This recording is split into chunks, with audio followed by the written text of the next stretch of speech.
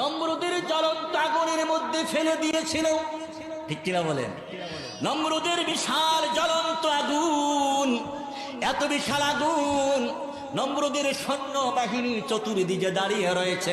কারো সাহস নাই নমরুদের জ্বলন্ত আগুনটা নিভিয়ে ফেলবে, কারো সাহস নাই।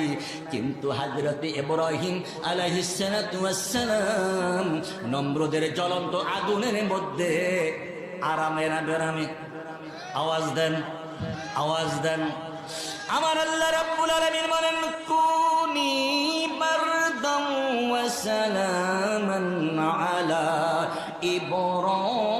ইব্রাহিম। রে আগুন, আমার ইব্রাহিমের জন্য আরামদায়ক ঠান্ডা হয়ে যাও।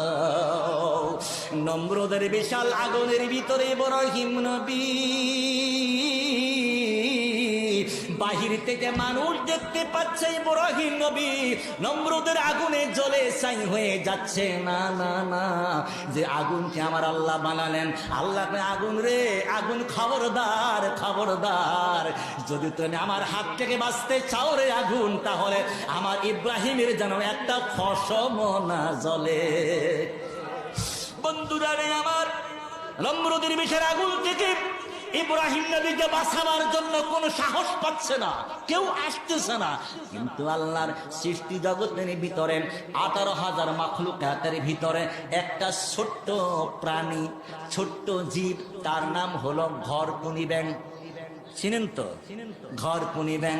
দেখবেন এটা পানিতে থাকে না, এটা জঙ্গলে থাকে না, এটা কাদাযুক্ত জায়গায় থাকে না, এটা থাকে মানুষের ঘরের ভিতরে, মসজিদের ভিতরে পাওয়া যায়। কথা বলেন ঠিক না বেটি? পাকা ঘরের ভিতরে থাকে ঘরকুনি ব্যাঙ, ছোট্ট। এই ঘরকুনি ব্যাঙ নমরুদের বিশাল জ্বলন্ত আগুনের কিনারে আইসা পেশাব করা শুরু করলো। আল্লাহু আকবার, আল্লাহু আকবার। জ্বলন্ত আগুনের কিনারে এসে ছোট্ট ঘরকুনি ব্যাঙ পেশাব করা শুরু করলো।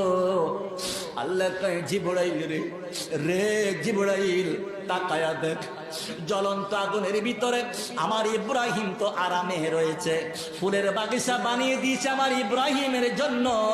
দেখ রে দেখ, আমার সৃষ্টি জগতের ভিতরে 18,000 মাখলুকাতের ভিতরে ছোট্ট একটা ঘরকুনি ব্যাঙ, যার পেশাব সামান্য একটু।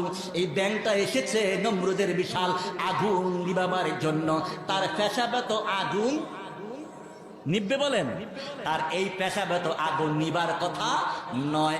এরে জিবরাইল, কাজটা আমার কাছে বড় ভালো লেগেছে।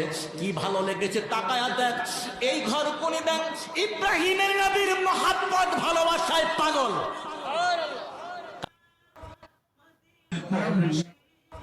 হযরত ইব্রাহিম